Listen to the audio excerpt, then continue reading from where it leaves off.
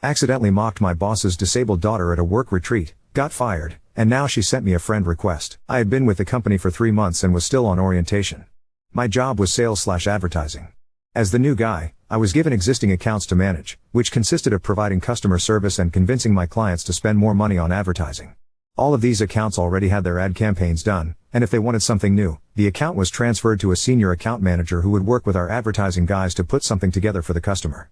Eventually, I hoped to have that job, but I had to pay my dues by proving I could maintain existing accounts and convince them to spend more money first. Everything was going great, until last week, when we were scheduled to have our quarterly retreat.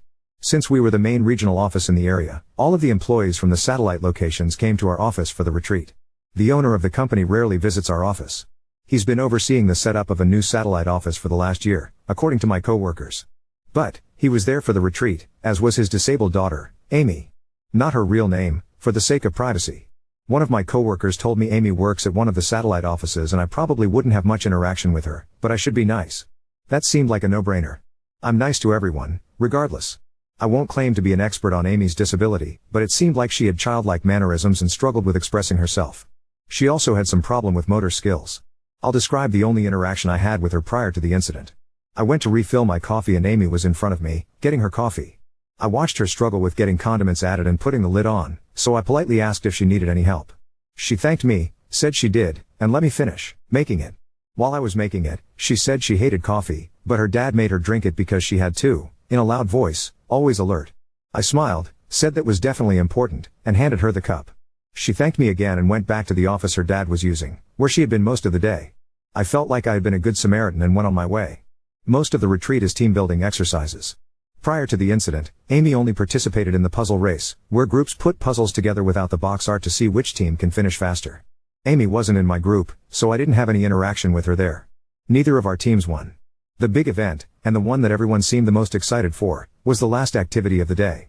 Our boss gave us a list of potential clients. We were supposed to select 3 as a group, and put together something to attract the customer.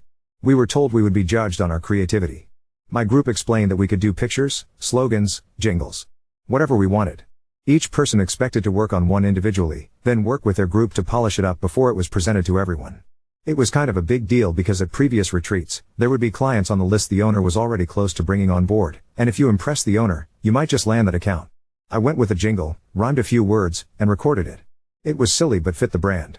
My group gave me some pointers, we made some improvements, and I recorded the final product for submission. I helped my team with their projects until it was time to turn everything in.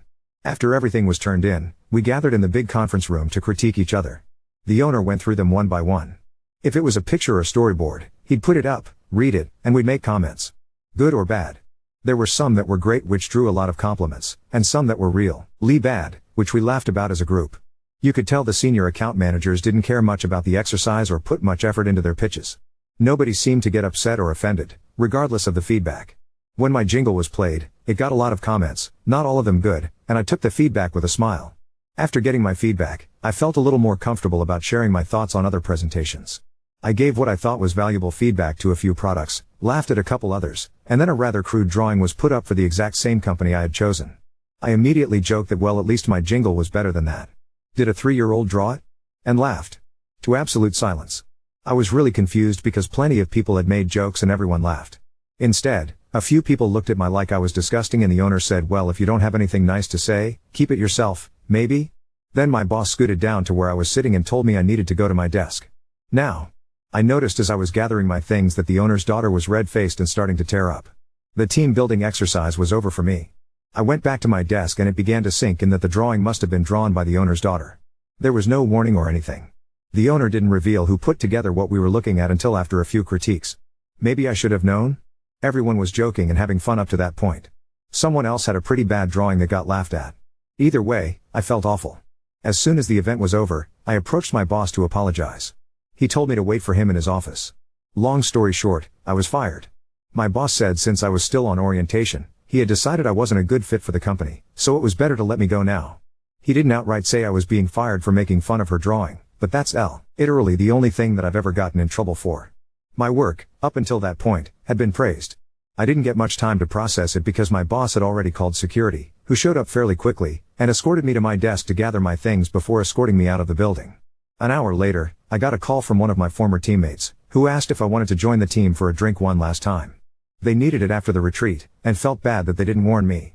I wasn't feeling up for it, but I wanted to try and make sense of the whole situation, so I went to the bar. In the back of my mind, I was thinking that since I'm about to start looking for a new job, a few references from former coworkers wouldn't be bad, since I definitely won't be getting one from my boss or the owner of the company after everything that happened. The team explained that Amy comes to all of these retreats, and she always does some crude drawing like that. Everyone just sort of knows to say nice things about it, and move on. One of my teammates said that once you've seen one of her drawings, you know what to look for. Well, I didn't, and nobody warned me. I started to get pretty upset that this was a known thing and everyone knew but me, but what could I do? I had already fucked up and it cost me my job. The team also shared more about Amy. Apparently she works at one of the satellite offices but doesn't really do anything. The people in charge of the office try to come up with stuff for her to do because she gets upset when she's bored. The team said the way the people who worked there described it, they were basically her babysitter so she wouldn't bother her dad all day when he spent most of his time there, and after he moved on to establish the new satellite office, he didn't take Amy with him because she liked all the friends she had at that office. They also said that her dad had harassed a few single guys at the office to take her on dates, which seemed pretty damn HR inappropriate, but he does own the company. My team said Amy desperately wants a boyfriend and wants to get married, which she talks about all the time. The consensus seemed to be that there's no way she actually understands how relationships or marriage works, and her dad probably put this idea in her head to begin with. One of my teammates did joke that it wasn't a bad deal, because whoever married her would inherit the company since she is the old man's only kid. I wasn't really in the mood for jokes at that point after losing my job over one, so I told them I needed to go. The only good thing is my former team members did say they would gladly give me a reference if I needed it, since they felt so bad about not telling me about the Amy situation to begin with. Oh, and the cherry on top? Amy sent me a Facebook friend request over the weekend. I haven't accepted it.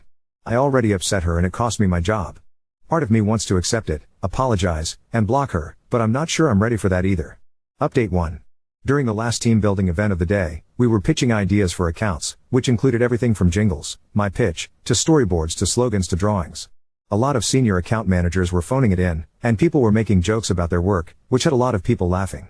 I got some jokes about my pitch, and got a little overconfident, so when a crude drawing went up for the same account I did my jingle for, I made a joke about it. The joke was, well, at least my jingle was better than that. Did a 3-year-old draw it? My joke was met with stone cold silence, and a very negative reaction from the owner of the company.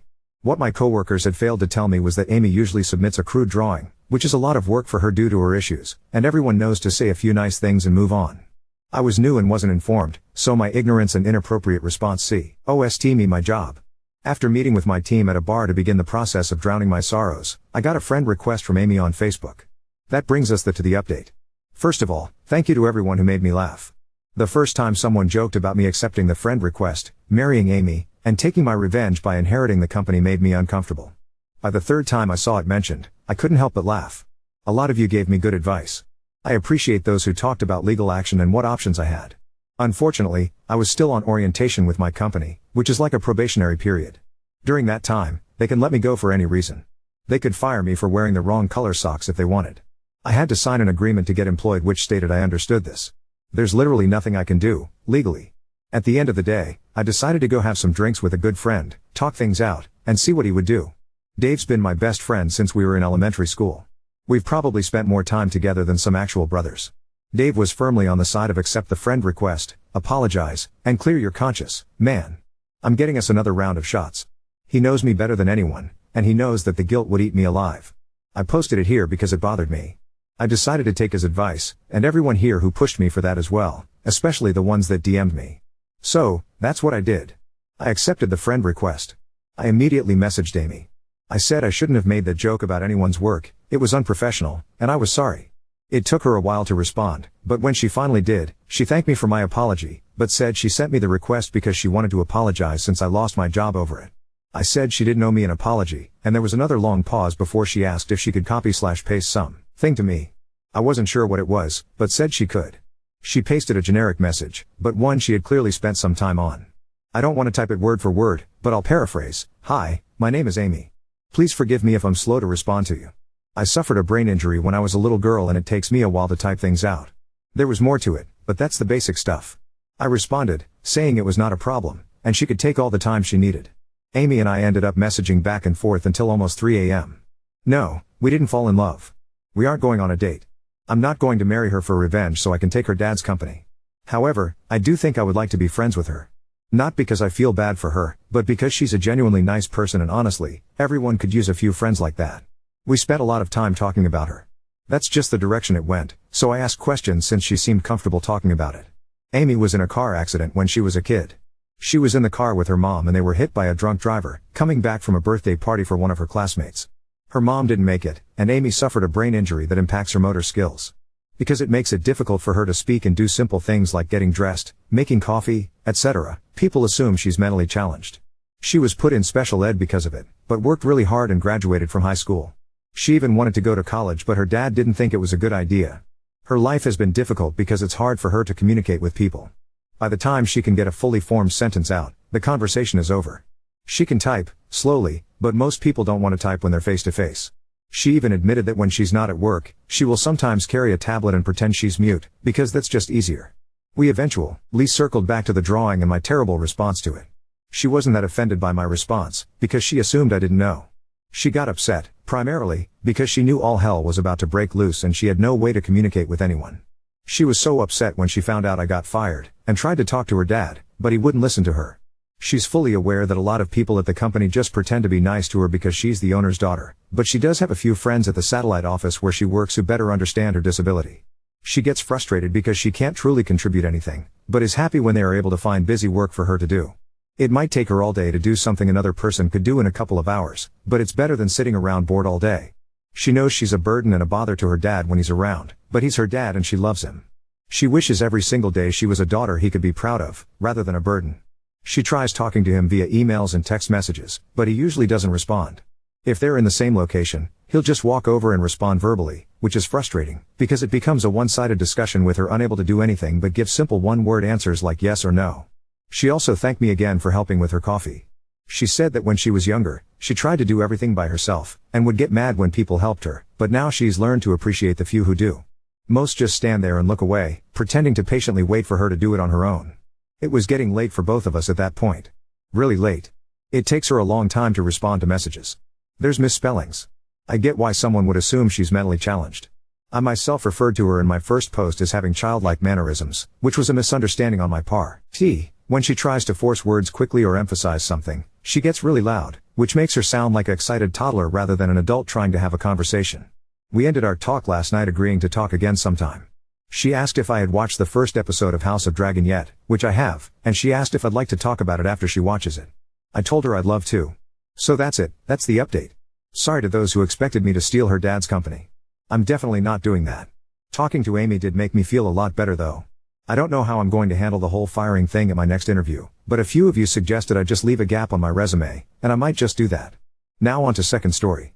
Father abandoned me because his new family was more important, but now, for unknown reasons, he wants to walk me down the aisle.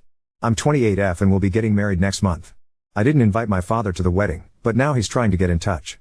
I think I need to explain the context, because it all started when I was 6 years old, when my parents got divorced after my dad cheated on my mom with my stepmother. After that, I spent most of my time with my mom, but during holidays and vacations, I stayed with my dad. When I was 8, my half-brother Jake, 20M, was born, and whenever I was with my dad, I was forced to take care of him. When I started high school, I had to move in with my dad because my mom had to move abroad for work. This period was one of the hardest of my life. My stepmother wasn't a bad person, she tried to include me in things, but she was very submissive to my father. As for my dad, he always treated me like an extra in the house, someone who didn't really belong there. I was constantly responsible for taking care of Jake, and whenever he went out, he would only take my stepmother and Jake, never inviting me. One of the most painful experiences happened when I was 14. My dad announced that the whole family was going to Disney for vacation, but the day before the trip, he told me that he wanted it to be a family moment, their first big trip with Jake. So, I was left home alone. This had already become a pattern. Trips to the beach, zoos, or other outings always included just my stepmother and Jake while I was left behind. My dad didn't like me going out with friends or inviting them over. He said, teenagers together only cause trouble, and because he was controlling, he would call the house phone at random times to check if I was home. He also had a trusted neighbor who would keep an eye on me to make sure I didn't have any visitors. When I turned 16, living with him, the feeling of being an extra only got worse. Everything I had experienced during vacations, the exclusion and sense of abandonment, became part of my daily life. Things came to a head when I turned 18. My dad got a promotion at work and decided to take a family trip to Europe. Since it was my last year of high school, I was excited, thinking I'd finally be included. But then he told me he didn't have enough money for a trip for 4, so it would just be to celebrate Jake's 10th birthday. I had to stay home. That's when I snapped. I told him he was being unfair and that he shouldn't have given me false hope. I explained how I'd felt over the past years, and he called me ungrateful and spoiled, saying that I lived with him rent-free, which was a lie since my mom sent money to support me and I did all the housework because both he and my stepmother worked late. The argument escalated, and he kicked me out of the house, saying I was no longer part of the family and not even his daughter. He literally threw me out and tossed my things onto the sidewalk. Luckily, a friend lived nearby, and I stayed at her place that night. The next day, I went back to see if my dad had calmed down, but I found my things still on the sidewalk, and some even in the trash. My stepmother had kindly saved a few items for me and handed them over. After that, my dad never reached out, except to call and yell at me a month later when my mom stopped sending him money for my expenses. A few months later, I got into an engineering program in another state, where I met my now fiancé, Mark, 29M. He was a senior, and we soon connected, realizing we had a lot in common. We started dating, graduated, and now work in the same field, though at different companies. A few months ago, Mark proposed, and I happily said yes. I have social media, but I rarely use it. I've had Instagram for about 6 years but haven't even posted 10 pictures. I think one of my relatives must have told my dad about the wedding because, about a month after I accepted the proposal, he reached out to me through Instagram, saying he was excited to help with the wedding. I was surprised, both that he had messaged me and that he genuinely thought he would walk me down the aisle. I responded, saying he wouldn't be walking me down the aisle because my stepfather would, and that the wedding would be small, just for my close family. After that, I blocked him. After blocking him, and inspired by reading Reddit stories, I expected calls, messages, and even letters full of insults like ungrateful or spoiled. However, the only thing I received was a letter delivered by Jake. Yes, we still have contact. In the letter, my father expressed how sorry he was. I won't copy the exact words, but to summarize, he said that after kicking me out, he lived a normal life with my stepmother and Jake. But when he saw pictures of my graduation with my mom and stepfather, he started feeling regret. He wanted to talk to me, but his pride held him back. He only decided to reach out now because he realized that his pride got him nowhere and that he wanted to fulfill one of the plans he made when I was born, to pay for my wedding and walk me down the aisle. Honestly, I don't know what to do. I've moved on with my life, and his attempt at redemption after so many years feels a bit too convenient. Ida for not wanting to include my dad in my wedding despite his apology? Note, my stepfather is an amazing person. He always goes out of his way to include me in everything, and my stepsisters are wonderful as well. When he found out that my father hadn't taken me to Disney, he planned a trip for the next holiday and took me, along with my mother and sisters. This and 1,000 other reasons why I want to walk down the aisle with him. Edit 1. People are asking why my mom and stepfather left me with my dad and what their jobs are. My mom works as a programmer and managed to get a job abroad. She thought it was best to accept it, especially since she wanted to save up a good amount of money to cover college expenses and for the future. My stepfather is a researcher and was doing his postdoctoral work at the time. The first person to talk to me was my older stepsister. 2 days after I was kicked out, she came to see me and even stayed for a few days, which I can barely remember because I was just crying. But I didn't move in with her because she lives in another state, and I was almost done with classes and final exams. So, my friend, and bridesmaid, let me stay at her house.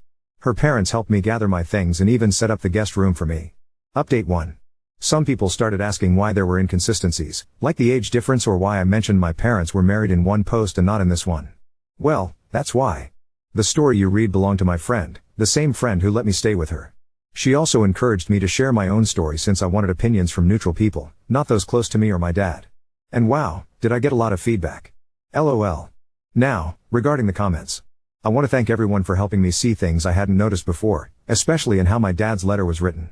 For those wondering, yes, he mostly talked about his feelings and how he felt. Very little was said about me, and even less was about apologizing. He also mentioned how I'm his only daughter, while my stepfather has 2 daughters to walk down the aisle, but he only has me.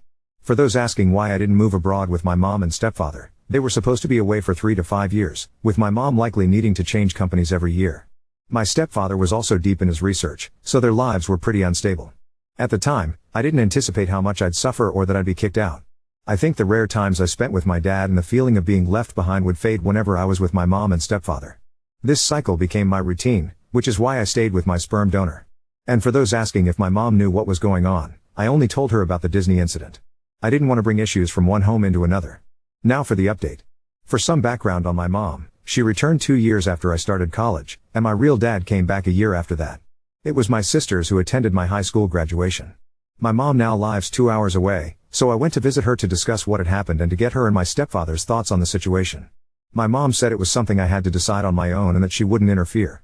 My stepfather told me he'd help pay for the wedding, regardless of what I chose to do. Yes, he's helping with some expenses. My sisters, on the other hand, share the same opinion as most of you, not to invite him and to send him a letter detailing everything I went through. My older sister, let's call her Lisa, was the most against inviting him. Lisa was the first person to check on me. Today, I learned that on the same day she came to see me at my friend's house, she also stopped to talk to my dad. She hadn't mentioned it before because, according to her, he only spouted nonsense, and sharing it at the time would've just made things worse for me. That's why she's completely against me reconnecting with him. For those curious about what he said, she didn't go into details but mentioned that it angered her so much she ended up shouting at him, calling him every name under the sun. She thinks this may be one of the reasons he didn't reach out sooner. She thinks that added fuel to the fire. We talked a lot, not just about my dad but about myself as well. I realized that even with the therapy I went through during college, there was something important I hadn't done. I never truly opened up to my parents. I always thought I had to face and overcome everything alone. All I did, though, was bottle everything up. Today, I was finally able to unpack it all and share my feelings. After a lot of tears, I hugged them both. And here's what I've decided: I will respond to his letter. Unfortunately for Mark and Lisa, it won't be the harsh response they were hoping for. I'll take some of your advice and express how I felt when he kicked me out. I'll be polite but honest. I'll also let him know that my stepfather will walk me down the aisle because that's what I want. I won't offer further explanations to him. After all, this is my wedding with Mark, and it will be exactly how we want it, without the need for justifications. I will not accept any money from him, nor will I send him an invitation. If my dad truly wants to reconcile, he can reach out to me through Jake. But only after the wedding, or honeymoon, and it will be on my terms. As someone suggested, we're going to hire security for the wedding, no matter how my dad reacts. For those wondering, yes, Jake has been invited. As I mentioned, we still have a good relationship, and he's allowed to take photos.